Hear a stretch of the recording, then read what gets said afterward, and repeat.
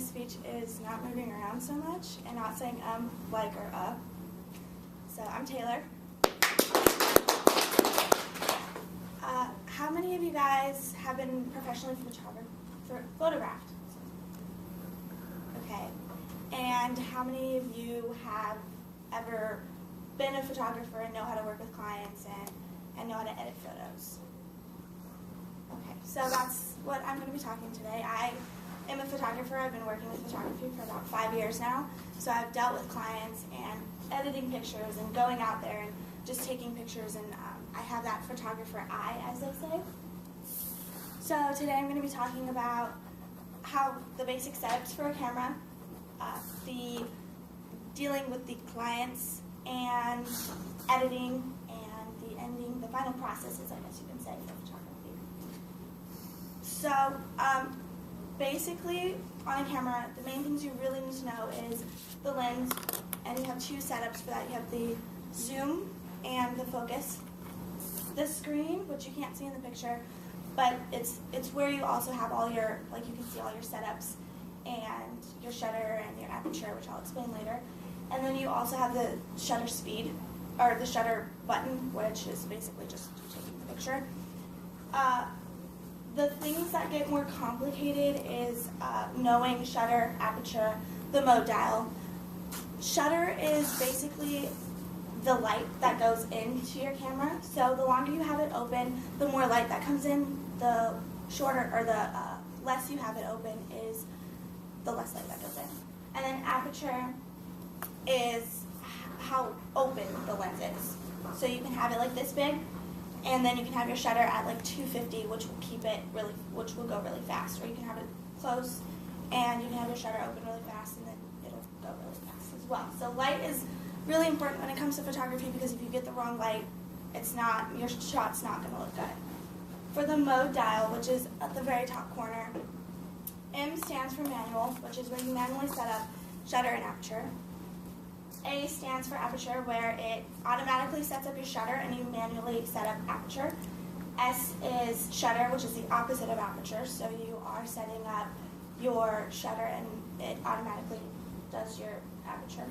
And then the P, which I don't personally use, is program, so I actually had to look this up. And according to a photography site, which I can't remember the name, it is programmed, so it partially sets up aperture and shutter speed. And then the camera is where it has full control over shutter and aperture. And the little dials that are next to it are usually used for specific photography.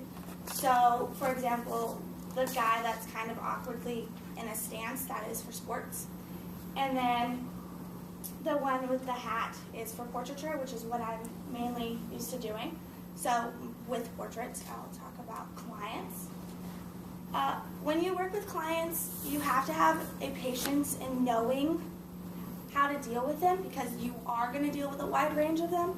For example, I had to work with a family of 9 once, and it was insane. And you have to make sure you get eyes and their posture is set and they're not moving around. The easiest clients that I've ever worked with is infants, because they don't move around. They are sleeping. They are quiet. They're not making a fuss. Young children aging from like 2 to 5 are just a mess, because they run around, they cry, they want milk, they want their teddy bear, they want this. And you just have to have patience and just kind of know how to deal with them.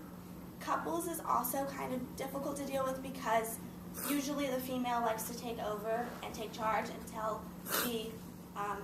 the husband or boyfriend, like, hey, no, wait, fix this, hang on, fix your tie, do this. And it gets really frustrating for the photographer, because you're trying to take nice shots and they will stop in the middle of everything and just try to fix it all. And I've dealt with crazy couples, and it gets really frustrating. The next thing I'm going to talk about is editing and the final processes. When you go to do a shoot, depending on the type of photography that you do, you could have up to 2,000 photos, and you have to filter through all of them. I usually take, since I work with mainly just people, I usually take 500 to 1,000 shots, and so I have to look through them and find the ones, and I usually narrow it down to 45 shots. So that's just very time consuming, really, really, really boring. I really don't like that part of it.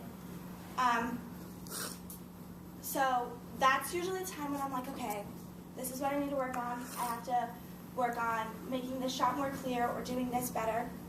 And then once I figure out the 20 to 45 shots that I'm going to choose for the client to pick, that's when it starts editing. And I personally like editing because I like black and white, and popping things out, like certain colors coming out. Like with the guy with the flag, it's all black and white except for the flag. And with the girl, she is black and white, but before I black and white, I popped all of the colors and then did it. So like you can do certain things with it to make the image better or just more appealing to the eye. Working with the clients is the final process of it. You show the clients the pictures that you have, they pick out what they want.